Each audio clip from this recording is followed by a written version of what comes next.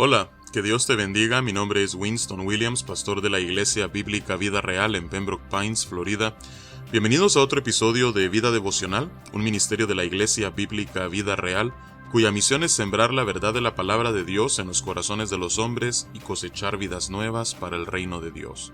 Para más información puedes visitar nuestra página web www.ibvidareal.org o seguirnos en nuestra página de Facebook en @ibvidareal. En este día estaremos meditando en el Salmo 83. Este es el último Salmo de Asaf que vemos nosotros en este tercer libro de los Salmos, y en el mismo vemos un ruego de ayuda pidiendo la destrucción de los enemigos de Israel.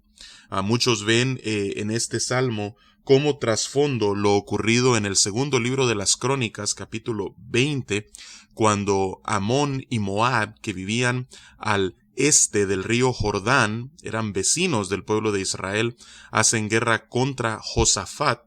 Pero otros ven en este salmo simplemente una alusión a los enemigos a lo largo de la historia del pueblo de Israel, que a la vez eran enemigos de Dios. Así es que vamos a darle lectura a este salmo y luego meditaremos en su contenido.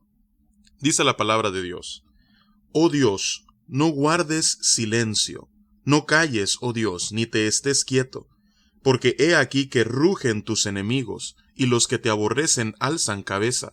Contra tu pueblo han consultado astuta y secretamente, y han entrado en consejo contra tus protegidos. Han dicho: venid y destruyámoslos, para que no sean nación, y no haya más memoria del nombre de Israel. Porque se confabulan de corazón a una, contra ti han hecho alianza la tienda de los edomitas, y de los ismaelitas, Moab y los agarenos, Jebal, Amón y Amalec, los filisteos y los habitantes de Tiro. También el asirio se ha juntado con ellos, sirven de brazo a los hijos de Lot. Hazles como a Madián, como a Sísara, como a Javín en el arroyo de Sisón, que perecieron en Endor, fueron hechos como estiércol para la tierra.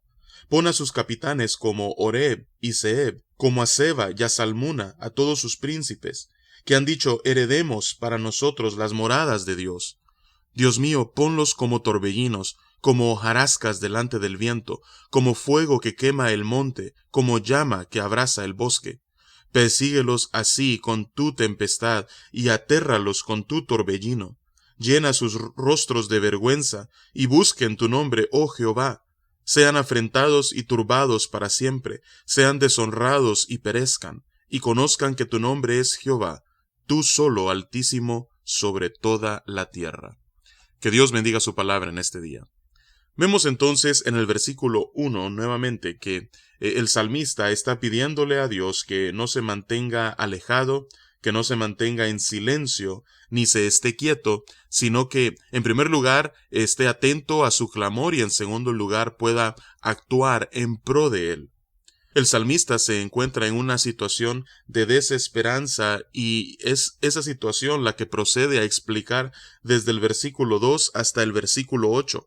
Él explica cómo los enemigos de Israel, y por ende, ya que Israel era el pueblo escogido de Dios, enemigos últimamente de Dios, cómo estos estaban atacando al pueblo y se habían confabulado con el objetivo de destruirlo.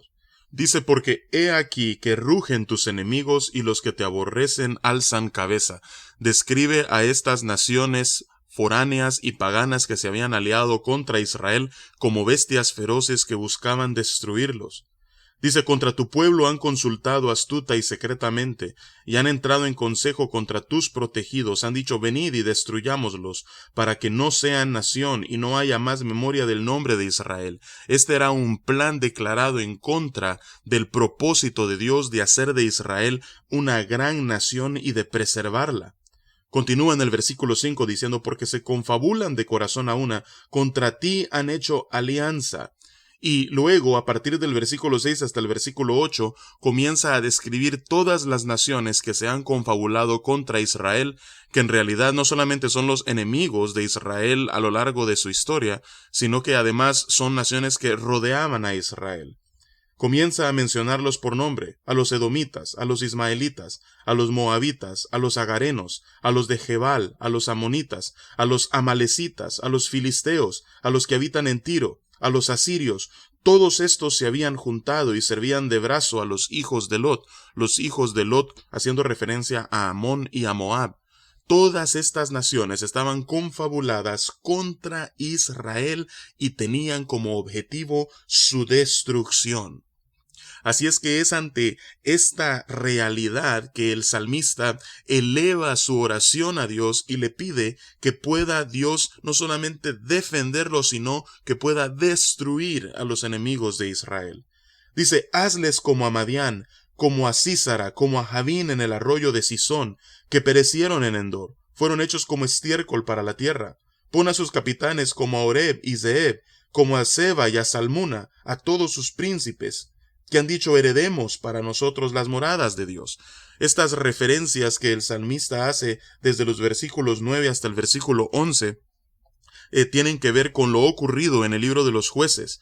En primer lugar, cuando Débora y Barak destruyeron al ejército de Sísara, que era el capitán del ejército de Javín, el rey de Canaán, y cómo Dios les dio aquella gran victoria en Jueces capítulo 4, de lo cual Débora escribe un cántico hermoso en el capítulo 5. Y luego cuando habla acerca de Madián y cómo fueron destruidos no solamente Oreb y Zeeb, que eran príncipes de los madianitas, y Seba y Salmuna, que eran sus reyes, sus caudillos, vemos esta destrucción a mano de Gedeón en Jueces capítulo 7 y capítulo 8.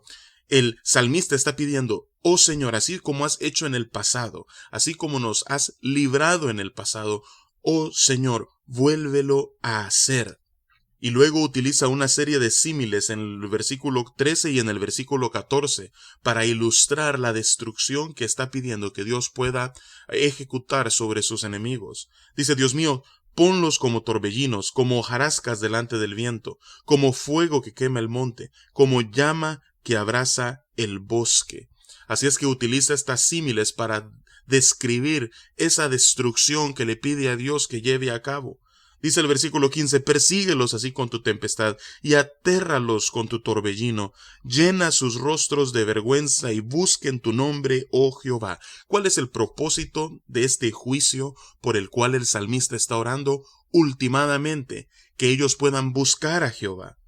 Dice el versículo 17, sean afrentados y turbados para siempre, sean deshonrados y perezcan, y conozcan que tu nombre es Jehová, tú solo Altísimo sobre toda la tierra. Nuevamente, el objetivo es que las naciones puedan reconocer que solo hay un Dios en los cielos y en la tierra, y su nombre es Jehová, el Dios de Israel. Hazlo por la gloria de tu nombre.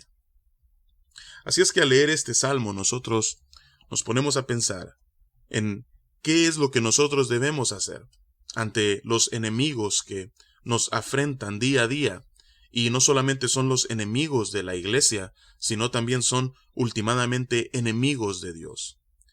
Tenemos un ejemplo en este salmo, y es un ejemplo de oración. Debemos elevar nuestra causa a Dios y pedirle a Dios que Él pueda hacer justicia. Pero el mejor ejemplo lo tenemos en nuestro Señor Jesucristo. El apóstol Pedro en su primer carta en el capítulo 2, en los versículos 21 al 23, lo describe así. Dice que nosotros a esto hemos sido llamados, porque también Cristo padeció por nosotros, dejándonos ejemplo, para que sigáis sus pisadas, el cual no hizo pecado ni se halló engaño en su boca, quien cuando le maldecía no respondía con maldición, cuando padecía no amenazaba, sino encomendaba la causa al que juzga justamente. Eso es precisamente lo que está haciendo aquí el salmista. El salmista está elevando esta oración a Dios, suplicándole que Él pueda atender su causa y pueda juzgar justamente entre Israel y sus enemigos. Así es que qué gran ejemplo tenemos sobre todas las cosas en Cristo Jesús, de alguien completamente inocente, sin pecado, quien a la vez fue víctima de la injusticia más atroz en la historia de la humanidad, y con todo Él encomendó su causa a aquel que juzga rectamente. Así es que en nuestras vidas, eso es precisamente lo que nosotros debemos hacer. debemos elevar nuestras causas a Dios y dejar todo en sus manos, en aquel que dijo, mía es la venganza, yo daré el pago. Así es que vamos a orar en este momento y vamos a pedirle precisamente eso a Dios, que Él pueda ser el juez, que juzgue entre nosotros y aquellos que se nos oponen por ser su pueblo. Oh Padre, venimos ante tu presencia en este día, pidiéndote, Señor, que tú puedas escuchar nuestra súplica, que tú puedas escuchar nuestro clamor. Porque, Padre, muchos son los enemigos de tu pueblo, y por ende, Señor, enemigos tuyos. Padre, te pedimos en este día que tú puedas escuchar nuestra causa, y que puedas, Señor, hacer justicia como el juez recto que tú eres. Padre, te pedimos, Señor, de que tú alejes de nosotros la tentación, Padre, de querer retribuir o tomar la venganza en nuestras propias manos, sino que tal como vemos en Jesús, Señor, podamos nosotros encomendar la causa al que juzga justamente. Así es que, Padre, descansamos en ti, confiamos en ti, y te pedimos que puedas escuchar nuestra oración y defendernos. Y es en el nombre poderoso de Cristo Jesús que oramos y te alabamos. Amén y amén. Que Dios te bendiga y con su favor nos encontraremos mañana.